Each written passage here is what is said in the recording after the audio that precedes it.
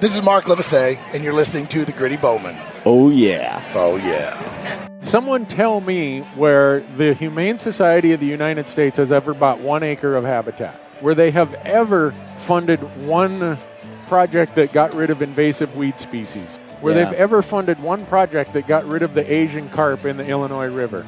I mean, none of it. Pick whatever it is.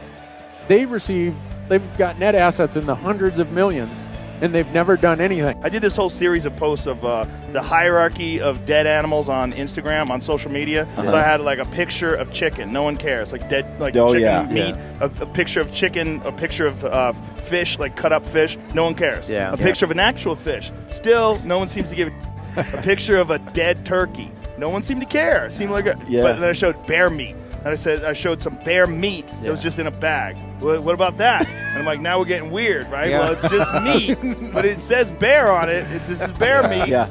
We care about wildlife. We care about landscapes. We care about all the things that are necessary for conservation. We'll tax ourselves 11%. But if I showed an actual bear, like we posted some pictures of he's taking me bear hunting, actual bears that I've killed. Gee, I've never had anything in my life where people get mad at me more. Make sure you have a consistent anchor point, and make sure you're doing corner of your mouth, nose, and then, in the corner of your jaw, as well as the peep sight matches up and in continuity with the size of the housing.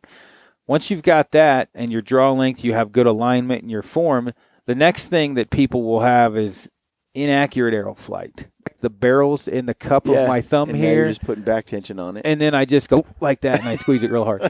Now, if someone was videoing me and I knew, it's completely different. But the temptation's too great. Oh, it's just like the trigger. Like cookies. They're in front of me. I eat them. And the trigger's the same way. So don't be afraid to try. There's a lot of people I run into that, back tension, we'll talk about it. Like, I tried that a couple of years ago. It's not for me. Yeah. Yeah, I mean, I tried, dieting and fitness a few years ago. I didn't like it then, but I do now. Sometimes it just falls into place. All right, folks, welcome to the Gritty Bowmen podcast. We're coming at you live. Not live. It's been a few days by the time this gets published. Coming at you left to right from the radio dial. That's right. At Kafaru International. We're in this is like the R&D room here. This is the design engineering room. And it's funny to see how different minds work. Bender, love him to death, had his heart and soul set on ending up in Patrick's office, right? Mm-hmm. And Patrick's desk's over here. And so Bender ended up here, even though I'm technically Patrick now. I'm in a hobbit hole downstairs with Frank, and Bender's up here because he's a bit of a prima donna. I really don't care where my office is at as long as I have a computer. So, we're kind of in front of Bender's desk. It's nice and cool in here, though. Some AC. Is. On this episode of Gritty Bowmen, we are going to talk about how to improve your shooting, release aids. Yeah. We've been doing a lot of... I did the Alpha Bowhunting Challenge. There were some train to hunt events out there this summer, and there's been a few Total Archery Challenge events that I've been to, and I getting a lot of questions about different release aids, and I have converted a lot of people into a hinge release. Yeah, because it's really been a game changer for me. So on this episode, we wanted to talk about some stuff on how to improve your shooting. Just at the Total Archery Challenge, I was able to watch a lot of people miss targets. Yeah. So before we go there, I wanted to let people know that Aaron and I have been working with, Aaron, you do your gear lists. We put them out and show notes on the website. And so for people who want to go and kind of pick through that list, we usually put links to like Amazon or REI or something in there. So you can go, buy like a Petzl E-Lite or whatever it is that you're using. And, but we decided to really try to support a hunting company. Yeah. Instead of sending all that stuff over to Amazon and whatever. Yeah. So we have now got a page up at blackovis.com. If you go to our website, you can click on a link there, and all the gear that Aaron and I like is on that page at Black Ovis. They're pretty cool about it too, because some of the stuff they weren't carrying and they picked up. Yeah, everything. Yeah, they were super good about it. There's some things that were sketchy, like trioxane tablets. Anything that's flammable requires a certain kind of insurance. And but mostly, I mean, I'm surprised how much that of our gear list is now there. What's cool too is a lot of this stuff is discounted, so it's like 10% off. Some of it you can't because of MAP pricing. And it's not just like Sitka or Crispy Boots or whatever the case may be. It's the little stuff too, like you said, the Petzl E-Lite, the Neo Air X-Therm, X-Lite, all the things. Everything on that gear list. I think Kendall and I kind of worked through it all over the last month or so, and I believe just about everything is on that list with a few exceptions is on there. Now they were out of stock of stuff, so they're getting stuff in, but basically you can go there and Black Ovis ships like same day. Yeah. Or the next day. Yeah. Yeah, they're good about that. So they're good about that. And then, like I said, the prices are 10% off most of the stuff right now for a while, just to get people out there and checking it out. So I actually just ordered the Garmin 650T from Kendall. I got the Gritty Bro deal, thank God. It's lighter than my old one. I had one several years ago. Yeah. But, no, that's they've been cool. Quick Kendall's been cool to deal with on that. So if you go to our website, there's a link to it, and that way we can just keep things up to date on that on the Black Ovis site. Yeah, and Kendall's pretty cool too. He said if we find anything new and exciting or test something that's worthwhile, he doesn't have any issue picking that up too as the year goes on. Adding it to the list. Simplifies things for me because then I don't have to send people to 19 different places on an email either to pick stuff up. Dude, well, the other thing is we do a podcast on gear, and then 6 months later we do another one, and then a year later we do another one, and each time it changes. And there's some stuff we may have swapped out for something else, and not that the old gear was bad, it's just we find something new. So this way it'll be current, and we'll just keep that up. Yeah. So let's talk about releases because I haven't gone to this. Well, I went and photographed you competing. I didn't make it to TAC for personal reasons, which will hopefully be over with soon. But I think for every person it's got to be a 50-50 because then they'll contact me later one way or another. But it's interesting with the releases because Frank is shooting a back tension. You are, other guys, and we shoot kind of like we do the fire road, right? You do it so much every day or you do it so much every day. You know your times and what you should be. Shooting's the same way. We shoot at Bear Creek Lake every night, basically every night, and it's not windy.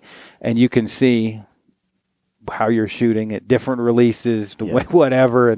And there's some dang good shooters here in this Colorado area. Yeah, and it's funny. There's good killers. There's good shooters. There's good killers that are horrible shooters. There's good shooters that are horrible killers, and there's everything in between. That's very true. I mean, I would much rather bomb on a 3D course, but seal the deal when there's an animal in front of me. Yeah, James Petker, for example, he can't shoot for and he kills stuff all the time. I mean, he can hold it together enough. And then Justin Davis is a good example. And I don't shoot with him that much, but Justin's a good shot. I wouldn't say he's like, by no means do I have it all my damn self. But I mean, Justin Davis is a good shot, but he's as good or better shot under pressure. And that's, you know what I mean? Like, he can shoot. Don't get me wrong. He can shoot as good as anyone, but, the little had ice in his veins. I mean, he can shoot under pressure and we've talked a lot about it. You see a guy, whether it be an animal or, for money or for under. For sure. And, you grip the bow more, you press your nose into the string more, you're not looking through the peep sight correctly, you wing your bow arm out and left or drop your bow or peek. There's so many variables. Yeah. Well, and you really could see it at the Alpha Bowhunting Challenge that Phil Mendoza put together this year. We'd go out and shoot a 3D course, and based on how well you shot the 3D course, you would get ranked, and then you do a head-to-head one-on-one competition up to single elimination up to the championship. And you would see these guys shoot very, very well on the 3D course. Mm-hmm. And then... which is a very relaxed, I was photographing that. You're BSing with your buddies and no stress. No stress. You're just kind of hanging out and shooting. Then you get in front of a huge group of people, a crowd. It's one-on-one. You're competing with another guy right next to you on this course. You got like 2-3 minutes to shoot all your targets, and whoever shoots them first and shoots the most with the high score wins, right? So that's a whole nother level of pressure. Yeah. Because not only are you speed shooting, to get a time, you're also moving a little bit of weight, not much, some sandbag, just like 20 yards. But it gets your heart rate up. Mm-hmm. But you got to get it together, and you got to make that shot under pressure. And there's a big difference there. Like a lot of people had their eyes open because they've done well on those kind of 3D shoots where you walk around, and then when they did that, they fell apart. Yeah. And I think, to try to break this into maybe two parts, let me just say one thing. My 3D was average or below. Yeah. On those weekends we did that. But I won the alpha, the first one I went to, and I got second place in the finals. Yeah. And for me, I've done well under pressure. Let's say from a non-biased third party, you're an okay shot that shoots well under pressure. That's right. Because you kicked the shit out of people that were better shots than you because you held it together. And I'm not giving you crap. No. It's just you hold it together much better than other shots. And that's what I was going to say is I've never been a really great shot, but when I'm out in the woods and I'm shooting at an animal, you are night and day different now than when I met you. Yeah. Though. It's a completely different ball game from when I first met you. I'm like, he can hit some stuff. I remember when we went down to the Bear Creek for the first time, and I was shooting, and I was like, so what am I doing wrong, Aaron? You looked at me like, wow, there's a long list here. Why don't you just keep shooting for a while? And I'm not a guy for coaching that jams stuff down your throat. I think that's not like I'm a professional coach, but as far as helping buddies, I just try to implement as needed, because I think if you jumble too much up in someone's brain, certain people, it's too much and it's overpowering and they get confused. And we also just talked about that there are people like Gillingham. Yeah. That if you were to ask the archers of the world about his his form or how his technique, they would say it's probably not the best technique, yet he's extremely accurate. Very good shot, yeah. So sometimes you're coaching someone, you're trying to teach them, and they're actually fairly good using some kind of unorthodox. You can't push a rope uphill, and some people are always going to punch, and sometimes it's just best for you to, again, helping buddies or whatever. Sometimes it's good to just say, hey, let me just help you with what you got, because you're not going to, and those people will plateau at a very, in my opinion, very moderate, low level. People that are open-minded and willing to maybe adjust a few things will get better. And a lot of it, too, is you can shoot. I hate to bring up Cam because I don't want him to get mad at me. Very unorthodox form. Yeah, I heard him and John Deadly on a podcast together on the Cam Haynes. I'm going to have to listen to that. Yeah. Very unorthodox. And I'll say what my thing is before you tell me what they said. Okay.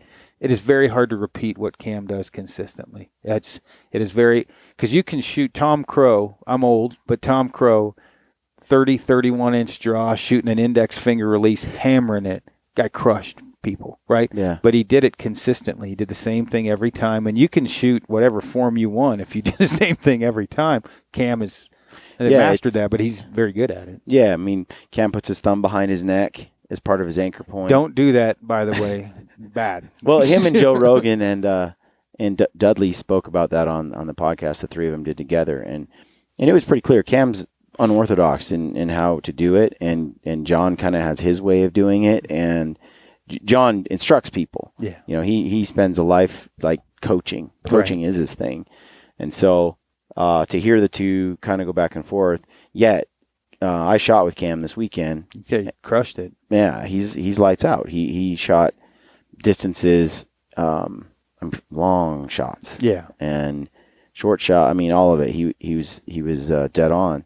And so you have, and he's not using back tension. He's not doing some of the stuff that a lot of these other archers are doing that mirrors more of a competitive archery type of setup and technique. He's not really. So you can have different ways of doing it, but we're going to talk today a little bit on how to improve your shooting based on what we've learned, share kind of our thoughts on it, and mostly Aaron. And yeah. And I mean, just so I guess I've never really went over real quick my background, and there's a very small man with a very large head in Montana that has questioned that multiple times recently, which I can't wait to meet him soon. Not for the first time meet him, but meet him.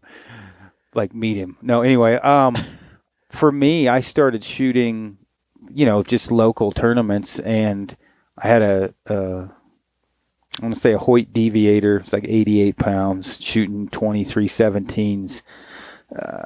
Inch too long of a draw, hammering the trigger. And then a guy named Jerry Rose, one of many people, but the main guy that got a hold of me and kind of helped me out was like, what are you pulling that much weight back for? Hey, you need to do this, and kind of got me on the road to recovery, I guess you could say. And there was a release.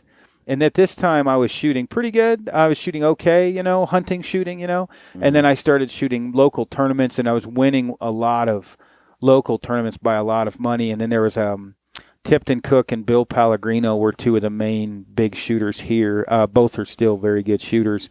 And the big one was to beat Bill or Tipton. And I would beat Tipton more frequently than Bill. Bill was on Matthew's staff forever and world champion. He's very good.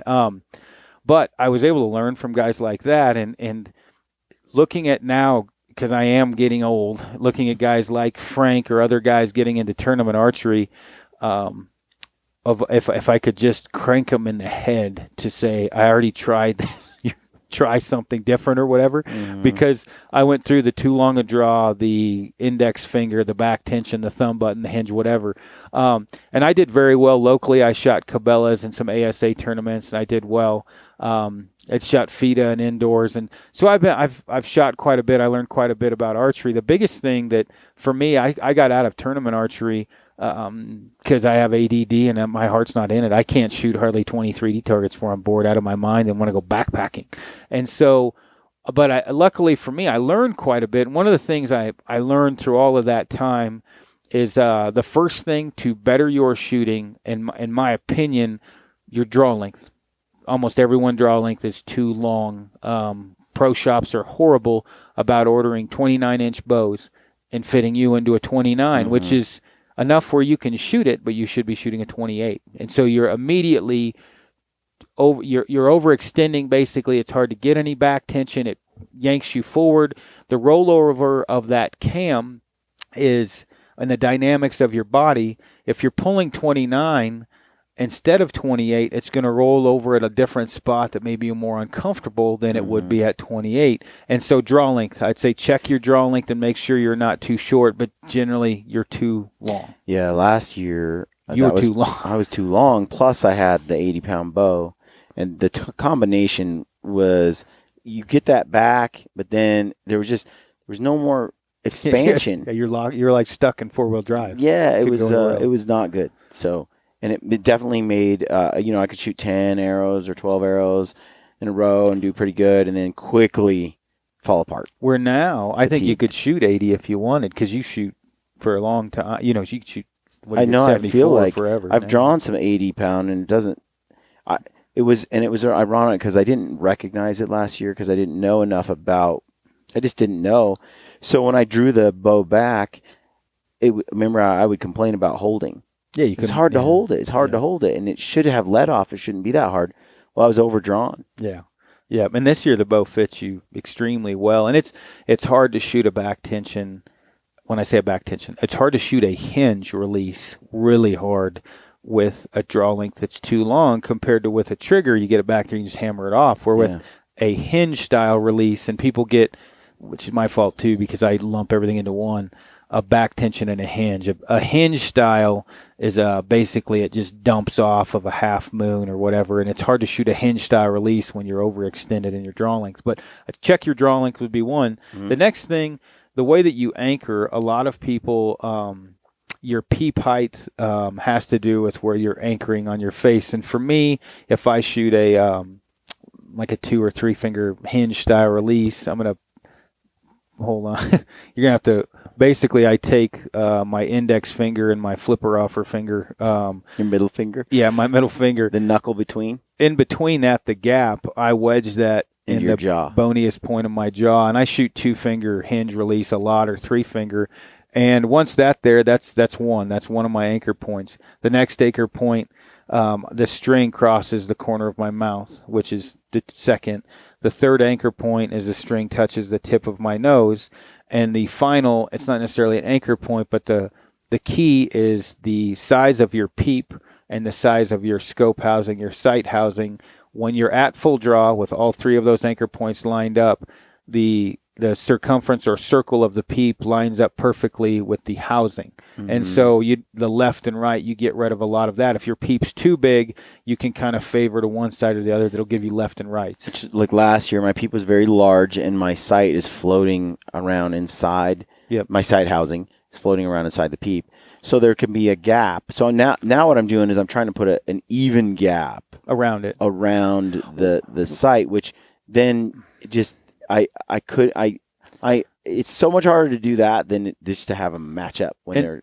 And with that, yeah, you can bring your sight, your housing, depending upon what kind of sight bar you have. If you have a dovetail or something, you can bring it in or out to match your peep, or you can change your peep sight. The key is you want them to match pretty close. For me, if you want to shoot a big peep, you're going to be bringing your housing or your sight way in to match it if you want to shoot what I consider a big peep's 1/4 inch. I shoot 3/16, so my housing's out pretty far. And there's an advantage to having the housing out further, isn't there? Accuracy. You start picking fly out of chili when you too much when it gets way out there. Also, the closer or farther away is also the tighter or farther apart your pins are on your bow. Yeah. And so, without not going down too many rabbit holes, make sure you have a consistent anchor point, and make sure you're doing corner of your mouth, nose, and then in the corner of your jaw, as well as the peep sight matches up and in continuity with the size of the housing. Once you've got that and your draw length, you have good alignment in your form. The next thing that people will have is inaccurate arrow flight, which is everyone basically, right? I mean, very few people know how to correctly tune a bow. And when I say tune a bow, first spine the arrows out correctly, not just reading Easton or Gold Tip or Black Eagle's cut chart or arrow chart. There's a lot of key ingredients to that. Like when I get arrows set up if Frank calls me, he's like, Aaron, I'm about 28.5 inch draw. I'm going to shoot about 75 pounds. Uh-huh. What spine should I shoot? Generally for me, I'll say, all right, you want a lot of point weight. I'll be like, well, yeah, you're going to want to go down one chart in the spine, or at one size in the spine chart. So if it says 300s, go to 250s. You're going to load the point weight up front. That'll weaken the spine of the arrow, and off to go. Next thing you know, you're going to have to worry about is speed. The guy's going to want to probably stay at a certain speed, so you got to be careful with that. But getting the correct arrow and flight. So we did a podcast. I did a podcast with Cory Miller. Mm-hmm. At Total Archery, and it's episode 86, and it's called the Arrow Podcast. And for those who haven't seen that, Cory goes into dynamic spine and all the things you're kind of talking about as far as arrows. And that was a big eye-opener for me, and if you haven't heard that podcast, check that one out because I think it's very educational. You did one later as well. Not nearly as good as Cory's because I winged it, but yeah. But Cory's in his shop, and if you can watch the video for it, it's actually very instructional because he actually has, I don't know what it's called, but he has a machine spine tester that's like showing you how an arrow is weak or strong, and how the spine works, what the difference is between spine and dynamic spine, and for me, the perfect setup, I don't worry about speed as much as I used to. I've gotten used to 280, 285, somewhere in there, 280 feet per second, 285. Right. Some guys want 310. For me, Frank right now is having a midlife crisis in an early life because he's shooting 258. And I'm like, dude, it used to bug me. But now, because I range almost everything, and there is the animal dropping and a lot, but the reality is the heavier heavier arrow I shoot, the quieter the bow is. I feel, also after shooting a recurve for a year, the silence of the bow does trump a lot of times the speed of the arrow, and the momentum definitely trumps the kinetic energy.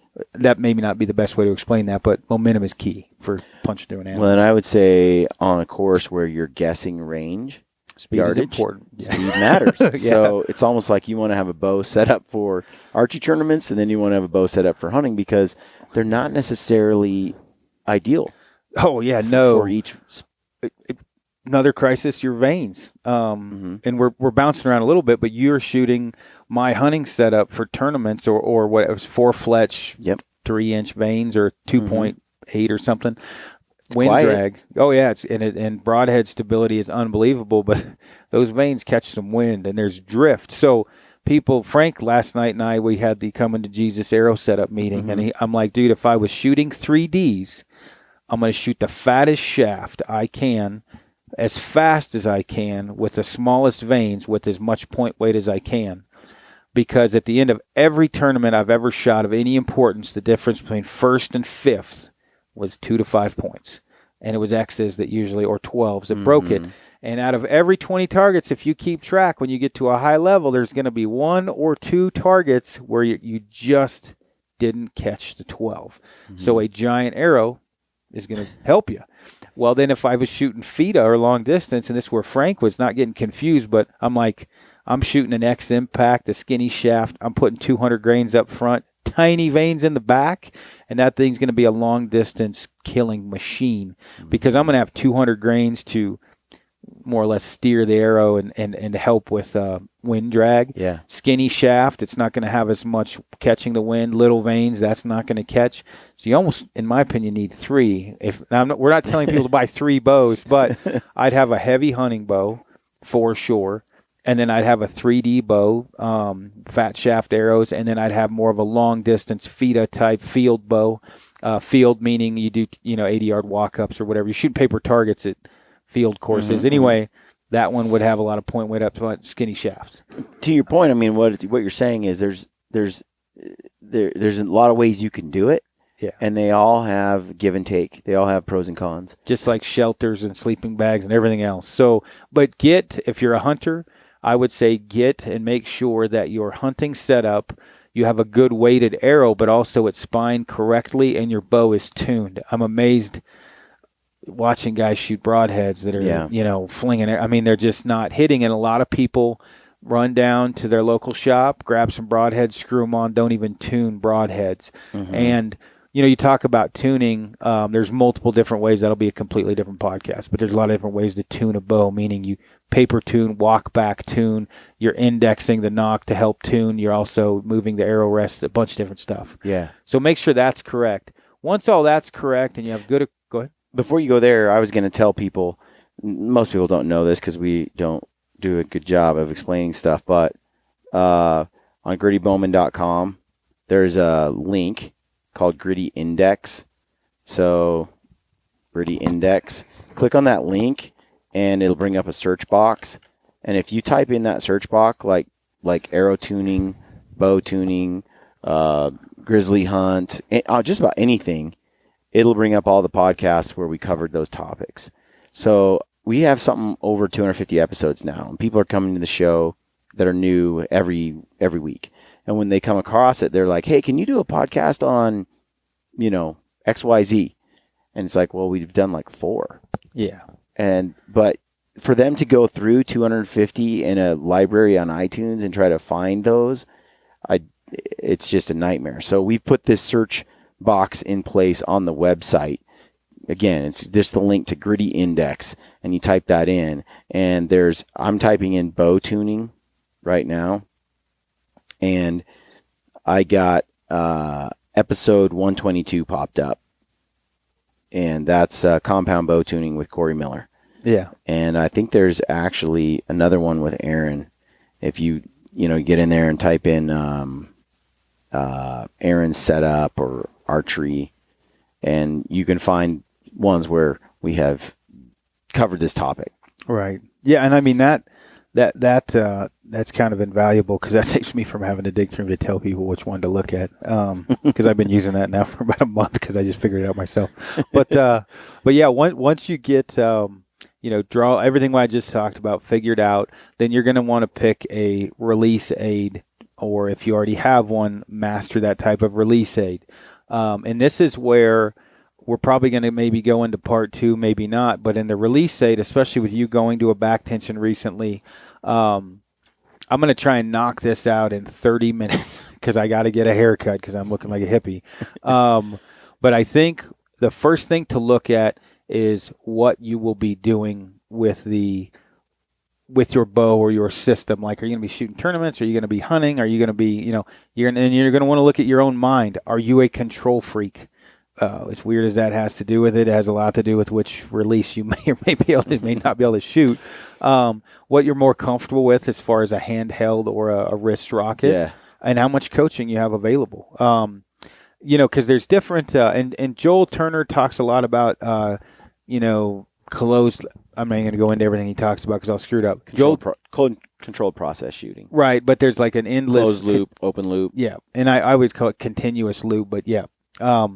And the thing that and he teaches more for traditional shooting, but it correlates straight into compound or pistol or rifle. Same thing. A lot of same concepts. With the way that I coach guys or help them out is a little bit different than Joel. He's a lot more aggressive, intense, which there's nothing wrong with that.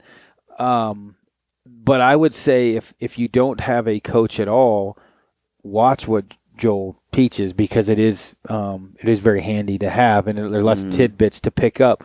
My biggest thing that I would say for people to realize is you're not going to have in my opinion, a surprise shot every shot with any type of release, unless you've got 5 set at different speeds that are. Because that's what I did forever, is I had a pile of them That's what I have right now. Yeah. And I'm switching back and forth between 3 or 4 releases on any given day. Mm-hmm.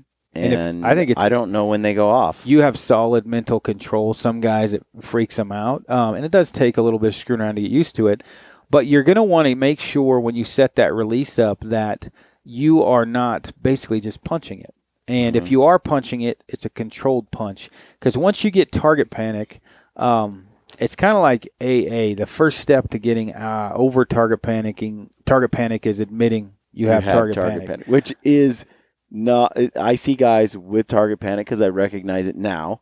Oh yeah, immediately because you're like, oh, and I'm like, oh, there's target panic, and you have to be. You bring that up to someone because they've now hit a stump and a rock and a tree and missed foam, and they're frustrated. And you're like, well, you got a case of target panic. Yeah, and they're like, no, I don't. Yeah. And so what is target panic, Aaron? And I may not explain it correctly in my opinion, and I'm probably going to say that about 100 times in my opinion. Everyone has it a little bit, but there's different forms of it and different habits.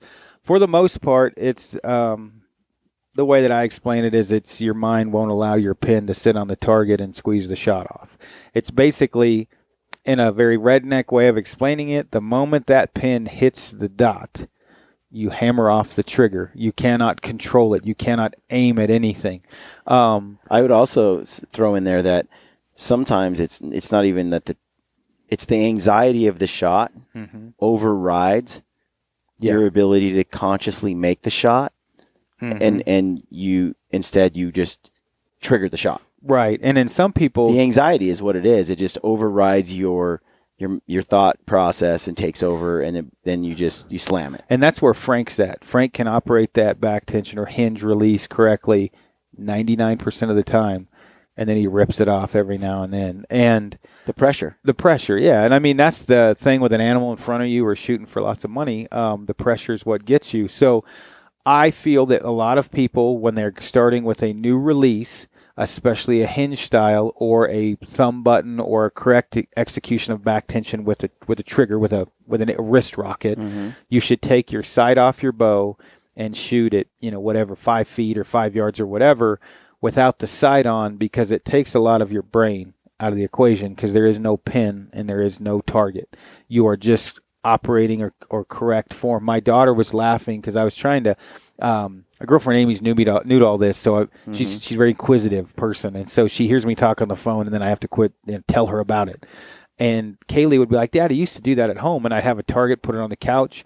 I didn't necessarily have target panic, but the more you can ingrain good habits into your brain, the better off you're going to be. Yeah, I read an article by Randy Ulmer years ago where he did blind bail shooting, or you can call it lots of things, but basically you're taking the shot with your eyes closed. Or and it's probably a form of that, like what you're saying, when you take the sight off your bow. Same thing. Yep. Same thing. Now you're taking the whole entire aiming part out of this whole equation. Yeah. And now you're really focusing on a controlled release. Just the shot, and that's it. And in correct form. Yeah. And go ahead. We were at the ladies hunting camp last week, and I took Caitlin and Suzanne there, my daughter and my wife.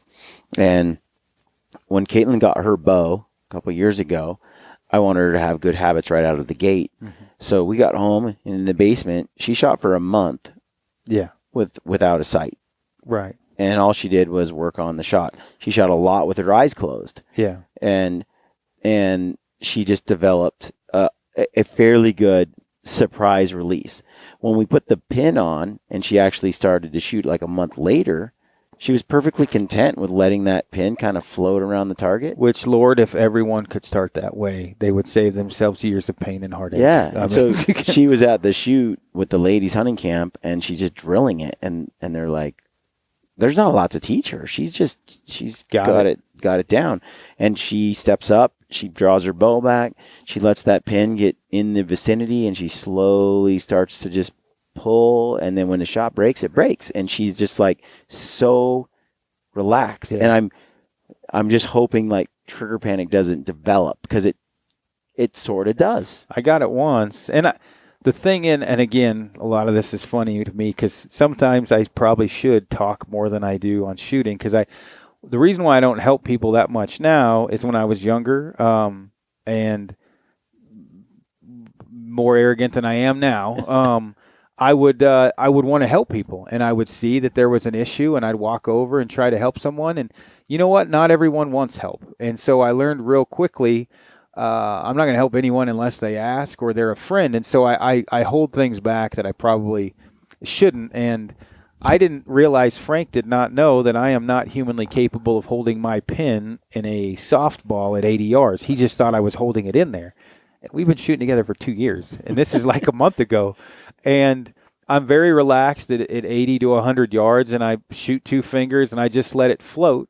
And once I usually shoot, I don't hunt with a clicker on my hinge, but once it clicks, I just start executing back tension. I try to flex my back muscle together, relax my hand a little bit, and it just goes off. At no time is that 80-yard pin burning a hole through the center of that spot. Yeah, I'm just looking through the pin and keeping my eyes on the prize, watching the dot. Generally, it hits it. Sometimes it doesn't. That is so hard to do. Well, I'm getting there. It is very difficult, and it takes a lot of mental control, which is where target panic comes in, or the starts of it is your mind cannot handle it. Your mind says, punch the trigger. Your pin just hit the target. Then your mind is so fast that it's just told your finger to hit the trigger. Then your mind is so quick, and it tells your left hand to grab your bow. And all that happens a lot of times before your arrow has left the rest. We were shooting with Rob Breezen, Shanley's husband, at the course, and he's got a grip. Like, relax that grip, because it's pretty much a death grip on the bow. Relax, but when that shot would break, he would grab that bow before the arrow. I mean, just grab it, choke it, And we all do that. It's like the body is anticipating this reaction, this explosion in your hands, a lot of kinetic energy sending that arrow off, and it braces. Yeah, and I mean, it's different with everyone. Where I think some people, it's like a gun. You see somebody, you act like you loaded a bullet, and they hit the trigger, and then they just super freak. Jumpy, and some aren't. Yeah, and some guys aren't at all. And it's the same. When you shoot a release, it may not have anything to do with that shock anticipation. It may just do that you mentally can't handle your pin floating around all over, and you hammer the trigger. Whatever the case may be, it gets to a point to where you literally cannot handle it, and you just hammer the trigger off. And there's many ways to explain this. So what initially out of the gate, blind bale shooting is just ingraining good habits without adding all that extra anxiety and basically keeping your brain out of the picture. Well, and I think once you're doing that for a long time, you're letting that arrow go. The next one, the next one, the next one. You're feeling the shot break, and there's so much. It feels so good. Yeah. That when you bring up the target and the pin's in there, you've developed you've learned how to just sort of slowly let that thing just go off when it goes off. Yep. And you apply that, you notice that it's floating, but you don't care. You're into the process. Letting it roll. Yep. And then it breaks, and you're like there. But see, get into so I don't want to jump ahead, but don't go ahead.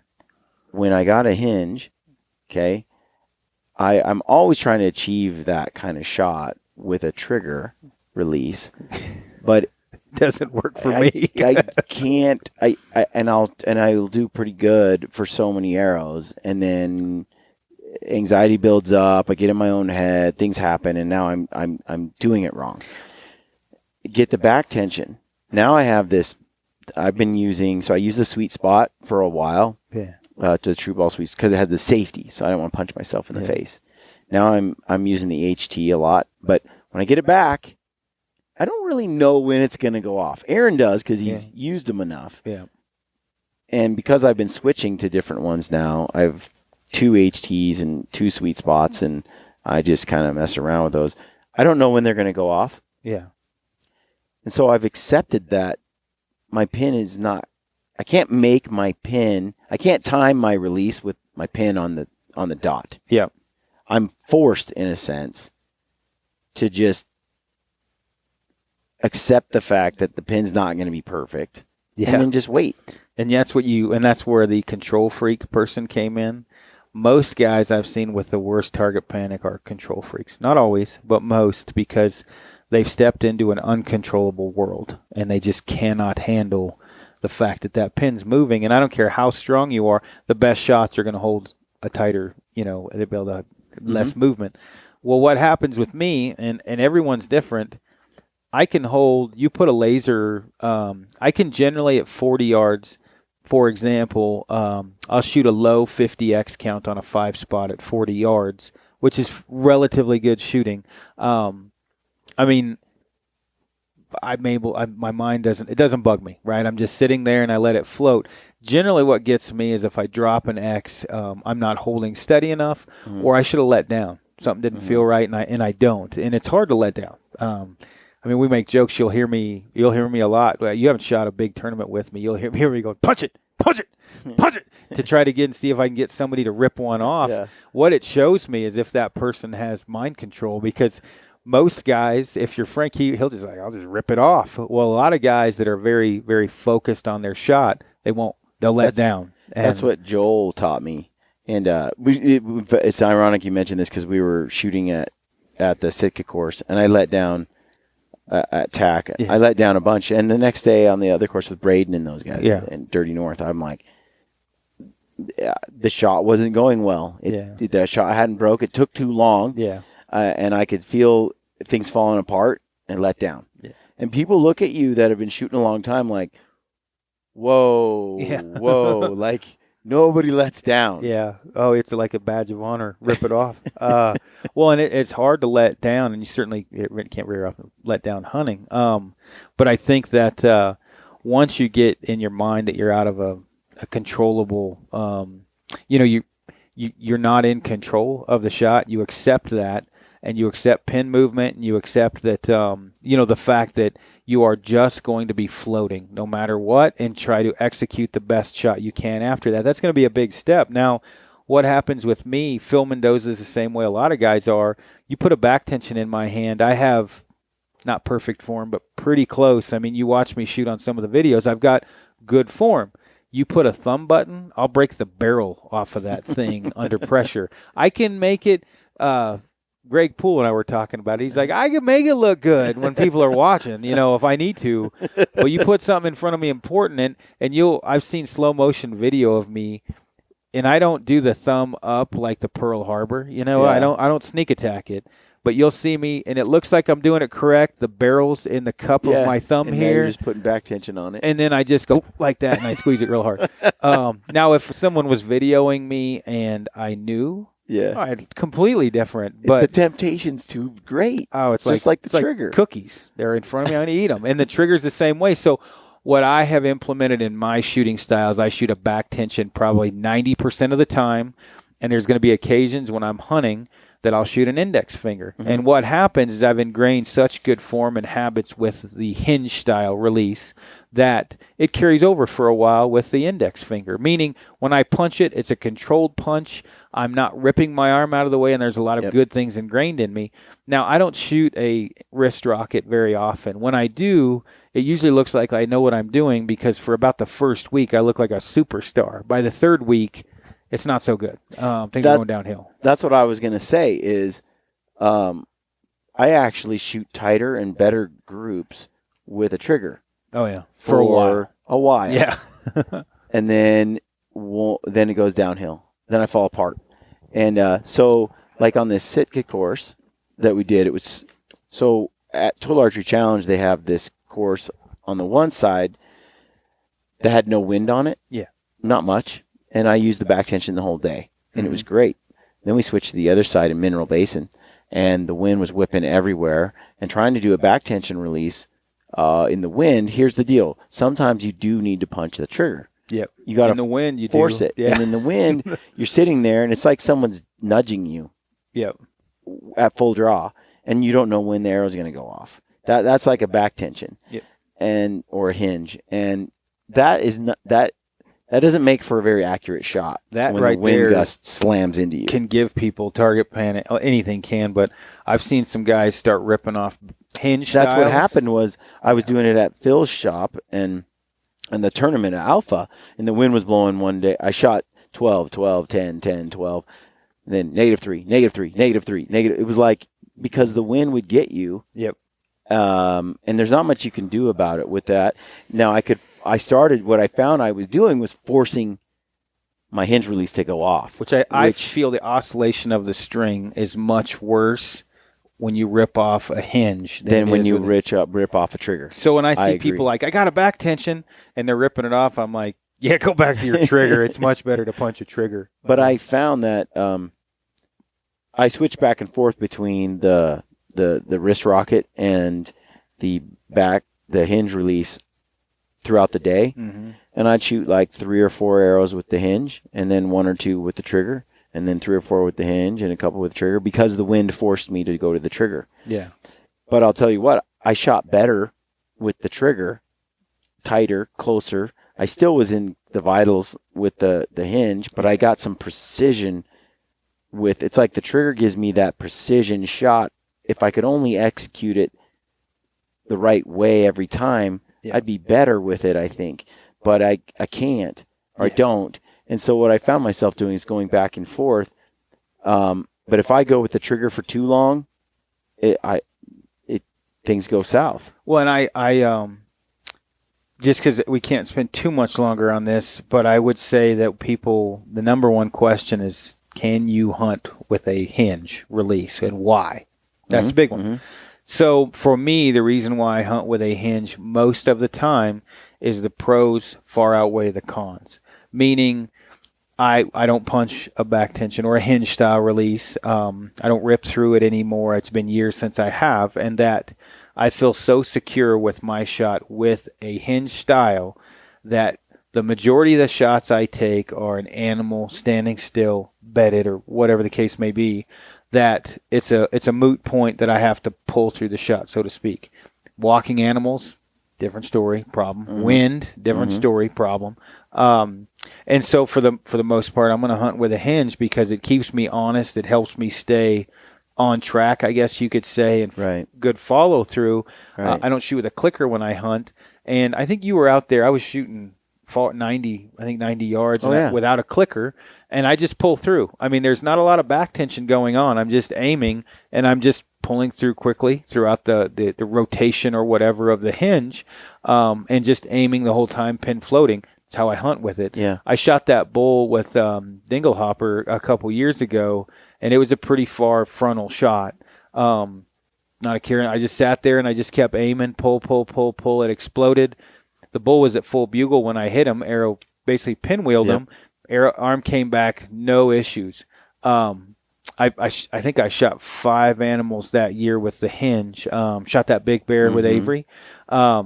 Every time, literally same thing. I got on the animal, and there was no flexing the back muscles or any of that. I just rotated my hand and let my index finger loose, and it went off. Now, for some people, they may think that, hell, that's why would I want to do that?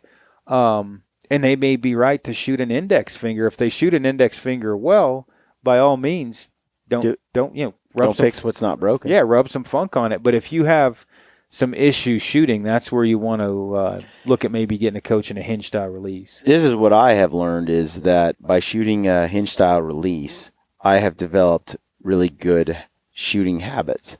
My concentration is much greater. My relaxation at full draw is much greater. When I pull back on the hinge release, I'm having fun. Yeah.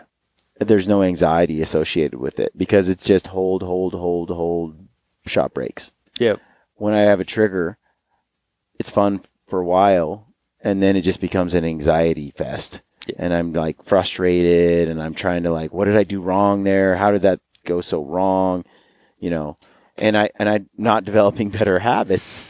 Like, my habits aren't getting better. Well, and so that I force myself to use the hinge almost on every opportunity I could because it's making me a better shooter. Where the trigger, I feel like it's sort of that thing that causes me to slip into bad habits and bad shooting technique. And when I say, throw in anything, we're talking about a wrist rocket into a thumb button as well, you can screw them up equally bad. So it's same thing with a thumb button. You can punch one of those off just like you can an index finger. The one thing that I really learned, several years ago was I could sight a bow in with a back tension and a hinge release with a fraction of time I could with a wrist rocket, because I knew with the hinge release every shot was good, if that makes any sense. Yeah. I could shoot one arrow at 20, and if it was a good shot, it was a good shot. The reality is, with the hinge release, I still achieve a surprise release most of the time. 90% of the time for me, and as I switch between releases, I don't know which one's more sensitive, which one's not. I can't anticipate the shot at the same level. So as it goes, I just don't know when it's going to go off. When it goes off, it goes off. So there's very little shooter input into my shot. When I pick up the trigger, it's just over time, I know exactly when it's going off, and I do things that jack up the shot. And that's what screws up, like with sighting it in. You get out there 60, 70, 80. Was it, man, did I peek? Man, did I do this? Where with a hinge, for me personally, I don't do that. And I can sight a bow in super fast because I only takes 1 or 2 arrows per yardage, 20, 30, 40 out to 80 or whatever to get it right. There's 2 things that I have a weakness on. There's more. There's a million of them, but 2 things that have caught me a few times, and that is my not paying attention to my peep, and so it's twisted. And I'm looking down it, and pretty soon I'm shooting left or I'm shooting right. And you're like, I'm doing everything right, but the peep has turned just a slight bit, and that has affected my shot placement. Yeah, and the peep turning or looking through it one or another, if the peep's straight, but you're creeping out of the right, left, top, or bottom, that does the same thing. And that was the other thing I was going to say is I have a tendency as I get tired, and Aaron has pointed this out to me, as I'm at full draw, my anchor point tends to creep up my face, get closer to my eyeball. So instead of being down here on my chin and low where I normally shoot, it just moves a hair up and a hair up and a hair up as I get tired. And then I'm shooting. Really affects shooting at long distance. You'll start to generally creep out the bottom of the target when that happens. And that's what happens. Yeah. So when I start shooting low, I'm like, I realize so this weekend, just because I'm getting so familiar with it, I'm not doing those things. Yeah.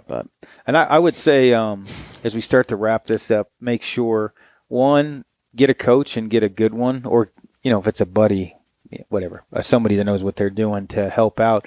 Learn archery is another one, meaning learn to tune your bow, learn how to set up your arrows, learn all the different systems. That's only going to make you better. And then don't be afraid to try. There's a lot of people I run into that, back tension, we'll talk about it. But yeah, I tried that a couple of years ago. It's not for me. Yeah. Yeah. I mean, I tried, dieting and fitness a few years ago. I didn't like it then, but I do now. Sometimes it just falls into place. And some people just punch forever. I mean, it is what it is. But. Well, one thing that is cool is like this weekend I used, I shot a few arrows with Braden's release, the silverback. Yeah.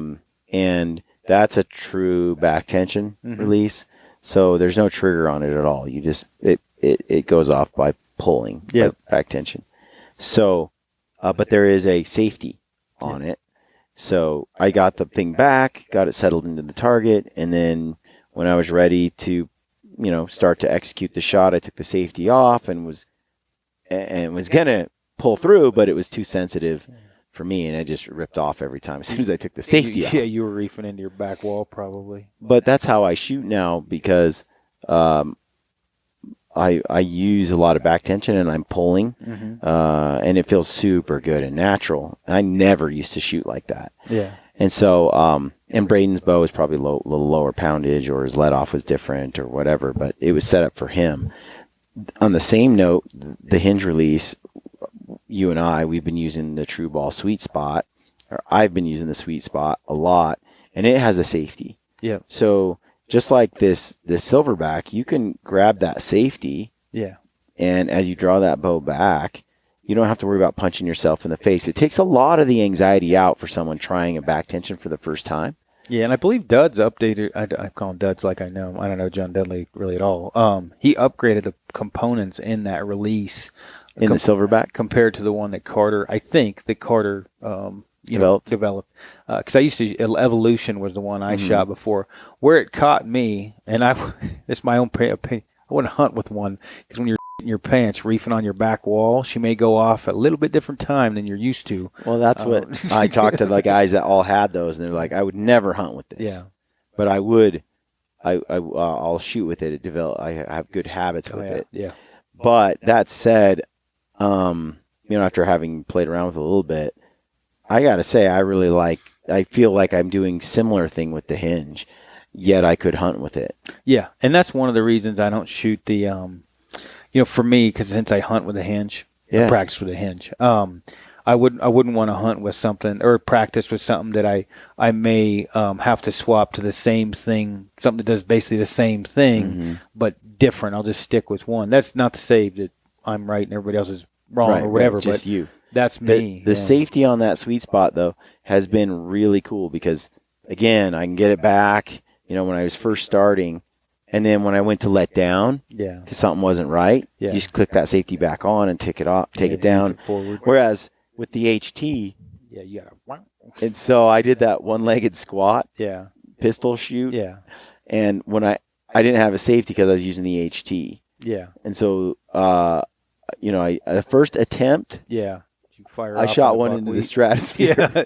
Arrows to Jesus is what we call it. Because I didn't have a safety on there. Yeah. And so you're committed. Yeah. You have to keep the right angle on that as you're, when you're back, or it's going off. And when you're falling on one leg, it'll send it. Well, you'll see this weekend in Montana, you're going to see steep uphill shots or downhill shots go off a lot faster, slower, because, everybody says draw straight out and then bend at the body, or I don't do that. I just aim right at it. I pull back and I shouldn't. But that changes the angle or the rotation of that cam. And so some shots are going to go off super fast and other shots are going to take more, and it, depending upon if your leg's up or down in your body. Yeah, so right. But you'll see, you'll see me like in high wind or super far shots, because ocular clarity goes to crap about 8 to 9 seconds at full draw when you're holding your breath. You'll see me pulling through fast on some shots where I'm literally pulling through everything just to get it to go off. I'm not ripping it off, but I'm literally rotating super fast. And then you'll see other shots where I'm more comfortable or whatever. Like if I'm aiming at a monkey at 90 yards, I'm pulling through fast. I'm trying to get that thing to go off while I'm as steady as can be. But then you put something where it's not as critical for me, let's say a moose at 40, it's probably going to look much more comfortable. But you got to get her. Sometimes you got to shoot a hostage, and a turkey at 80, you got to pull through fast. There's not that much real estate to hit for me. And I've had a lot of people ask me, "Are you going to hunt with a back tension?" That's cool and all, but would you ever hunt with it? And the answer is yes. I will hunt with it. I will. What I've figured, my release is shooting to my trigger release or index finger release is shooting to the same spot as my back tension is now. Yeah. And so I can shoot them interchangeably. Yeah. So like on that last weekend, I just walked around with the wrist rocket on there, and then I had the HT, there as well. And I just went back and forth. And so in a snap situation or bulls coming in, or it's windy, high winds, I've got that trigger right there. Yeah. Pull it up, shoot it. Now, if I've got some time, we've just belly crawled in. I see that mule deer's bedded. It's 50 yards. I'm gonna throw up that back tension and just settle in and just let her go off when she's ready. And because I shoot, it just eliminates all that bad habits, all that shooter input. I'm definitely a live and die by the back tension. Yeah, more or less. It's got to be pretty windy for me to pick up the. Well, I've seen you shoot though with it in super windy, and you're able to pull it through. 17 years I've shot one. Yeah, so you're able to do it in a way I can't. Yeah, but I would bet within a year you'll be fine. But if that were the case, if I could get better at that, I would simply use it. But yeah, I think it'll come. But I should go. I got to get my hairs cut. The my barber is a good one, I guess, because he's constantly booked up. And 2:00, and I got to get my daughter together too. So. Yes, we're headed to Big Sky, Montana, in a day or two for the Total Archery Challenge down there. So hopefully we see a lot of folks there. Yeah, and should be fun. I'm excited to. It'll be good. Brinker said we're going to wrestle when he gets there. So. Nice. No, that's not what he said, but no, it'll be fun to shoot with those guys. That Barklow, he looks challenging. Yeah, I probably have to pay attention with Barklow. Yeah, Brinker just hit me in the head with his guitar. Anyhow, all right, cool. Thanks, folks. Yep, thanks. Stay gritty. Friends, hunters, outdoorsmen, lend me your ears. Please take this moment to listen to this excerpt from the Gritty Bowmen film, Back to Traditions. Despite our ever-changing, ever-indignant world with its growing ignorance of and indifference to the ways of the wild, I remain a predator, pitying those who revel in artificiality and synthetic success while regarding me and my kind as relics of a time and place no longer valued or understood. I stalk a real world of dark wood and tall grass stirred by a restless wind blowing across sunlit water and beneath star-strewn sky. And on those occasions when I choose to kill, to claim some small part of nature's bounty for my own, I do so by choice, quickly, with the learned efficiency of a skilled hunter. Further, in my heart and mind, I know the truth and make no apologies for my actions or my place in time. Others around me may opt to eat only plants, nuts, and fruits. Still others may employ faceless strangers to procure their meats, their leather, their feathers, and all those niceties and necessities of life. Such is their right, of course, and I wish them well. All I ask in return is no one begrudge me, and all of us who may answer the primordial stirrings within our hunter souls, my right to do some of these things myself.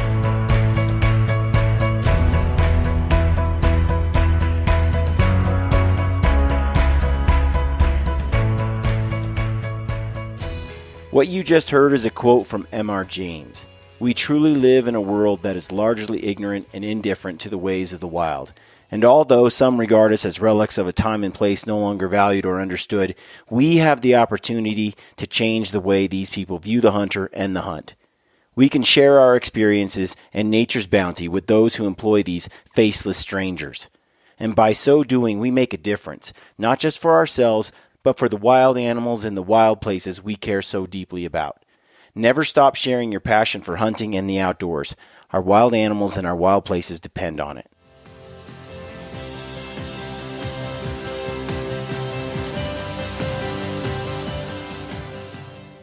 And as always, good luck on your hunts and stay gritty.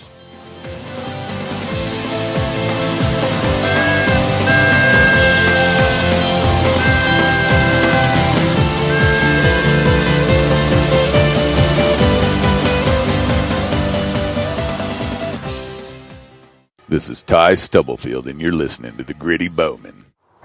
Gritty Bowmen.